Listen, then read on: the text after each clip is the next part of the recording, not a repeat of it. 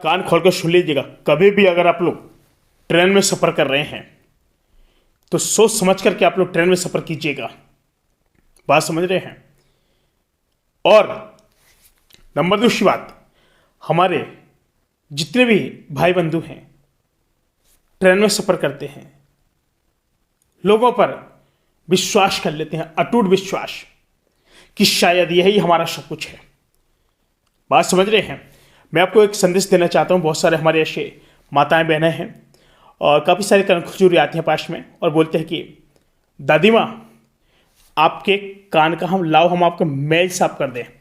बात समझिएगा, नहीं तो पछताओगे आप बहुत। कहते अच्छा, कह रहे हाँ आपके लाओ कान का मैल साफ कर दें। चलिए भाई, बैठते हैं। आते हैं सेंध लगाने वाले। कैसे?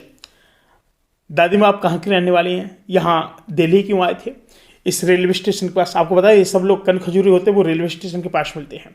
कनखजूरी आएंगे, कहेंगे दादी माँ लाओ हम आपको मैच साफ कर दें। तो आपको लगेगा अरे दादी माँ कुछ मत देना और ऐसा करना, लाओ हम आपको मैच साफ कर दें।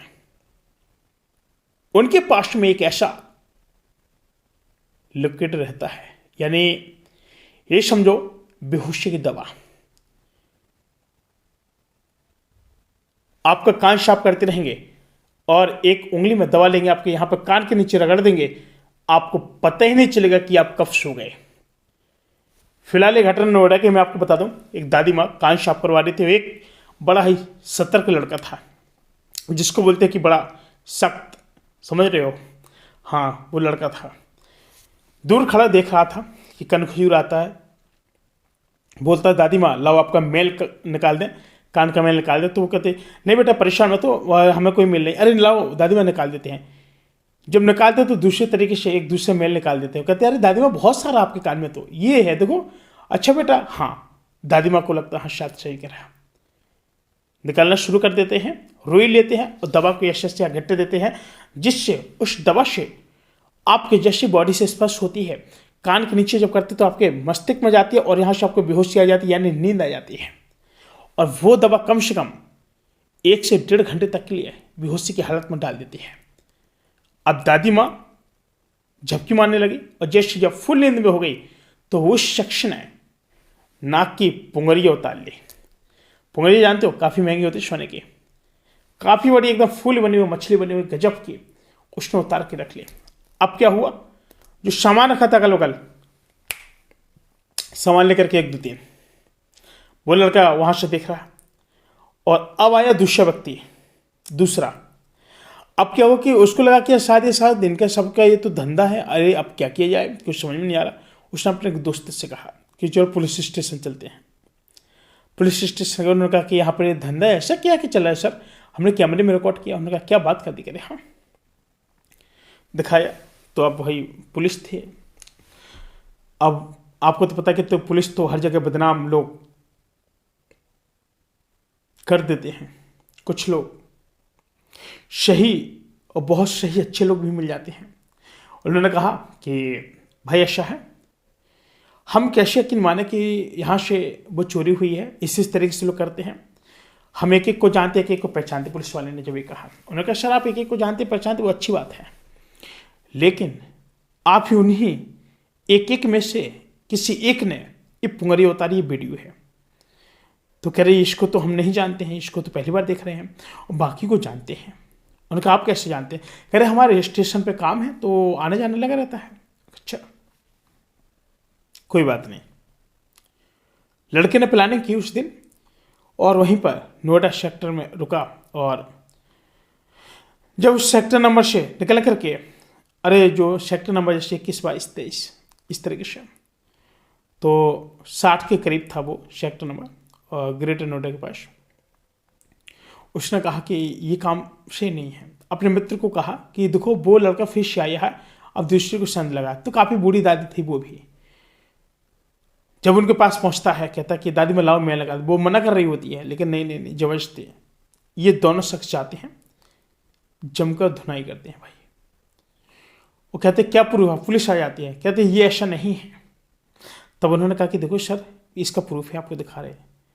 फिर जब पुलिस वालों को जब वो प्रूफ दिखाया गया, फिर पुलिस वालों ने उसको उठा पटक इतना रेला फेला, ये समझो कि उसकी औकात दिखा दी उसको। इसलिए कहते हैं कि कभी भी अगर आप लोग रेलवे स्टेशन पर जा रहे हैं तो आप लोग थोड़ा अलर्ट रहिएगा।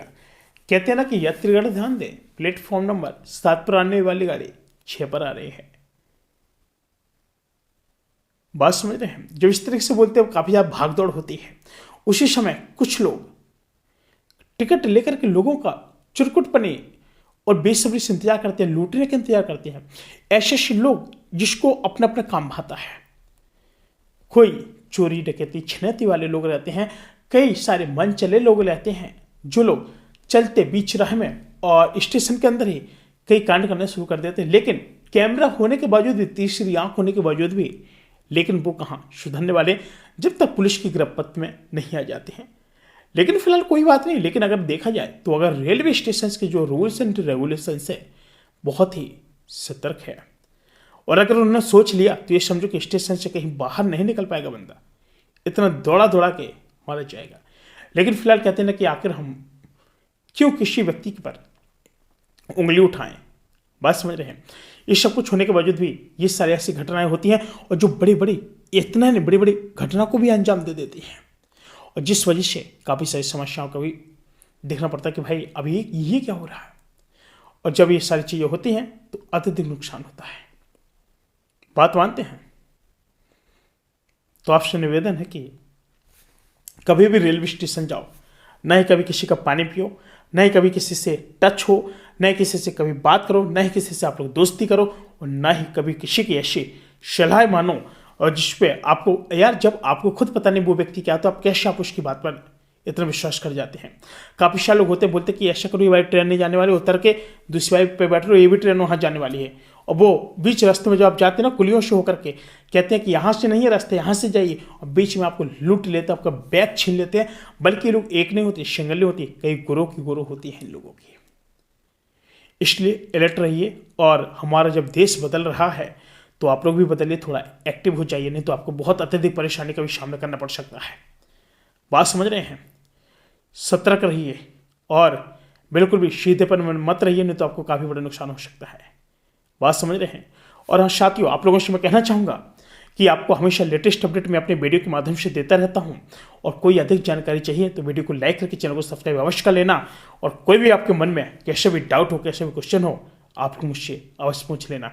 और कभी आपको कोई ज़रूरत पड़े कि हाँ सर मुझे इस बारे में जानकारी चाहिए, परिवार रजिस्ट्री से लेकर के आय और जो भी आपकी इनकम सोर्स, बिजनेस आइडियाज़, या फिर लोन के रिगार्डिंग, बैंक लोन के रिगार्डिंग, कर्ज आपको बहुत ज़्यादा हो गया है, तो इसके रिगार्डिंग आप लोग मुझसे पूछ सकते हैं। वकीली का कोई भी चीज़ केस हो या फिर दुख दर्द पीड़ा कुछ भी हो, आप लोग मेरे साथ शेयर कर सकते हैं। साथ ही फिलहाल आज के लिए इतना ही, मिलते हैं कोई नई वीडियो, तब तक ले जय श्री राम।